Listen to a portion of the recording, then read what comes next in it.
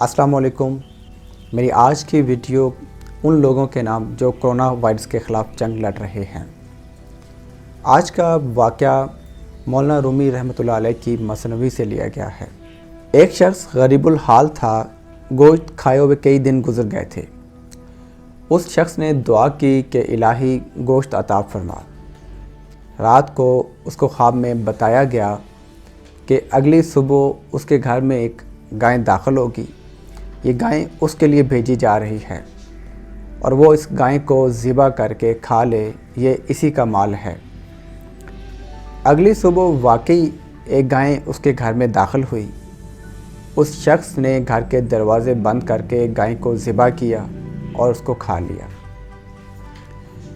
گائے والے شخص کو بھی پتہ چل گیا کہ فلاں شخص نے اس کی گائے کو ذبح کر کے کھا لیا ہے، تو وہ شخص حضرت داؤد علیہ السلام کے پاس گیا اور اس نے اپنا دعویٰ داخل کر دیا۔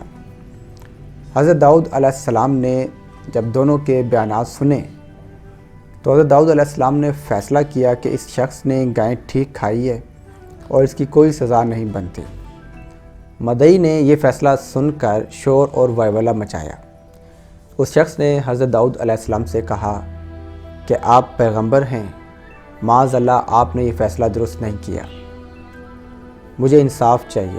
حضرت داؤد علیہ السلام نے کہا کہ تمہیں انصاف کا فیصلہ بڑا مہنگا پڑے گا۔ اس شخص نے کہا کہ مجھے انصاف کا فیصلہ قبول ہے۔ حضرت داؤد علیہ السلام اس شخص کو جنگل میں لے گئے اور ایک درخت کے نیچے جا کر اس کو زمین کھودنے کا کہا، جس کے نیچے سے ایک شخص کی ہڈیاں برآمد ہوئیں۔ تو حضرت داؤد علیہ السلام نے کہا کہ تم نے گائے کھانے والے کے باپ کو مار کر یہاں دفن کیا تھا۔ یہ گائے اس کے باپ کی ملکیت تھی جس پر تمہارا ناجائز قبضہ تھا اور اس کے گائے کھانے کا حق تھا۔ اب تمہیں مجھ سے انصاف چاہیے، تو اس کا انصاف یہ ہے کہ تمہیں اس کی سزا میں قتل کیا جائے گا۔ مذکورہ حقائق سے یہ سبق ملتا ہے کہ کسی نہ کسی کو کسی گناہ کے پاداش میں سزا ملتی ہے۔ بظاہر یہ معلوم ہوتا ہے کہ اس کا قصور نہیں ہے، سزا ضرور ملتی ہے، چاہے وہ کسی شکل میں ملے۔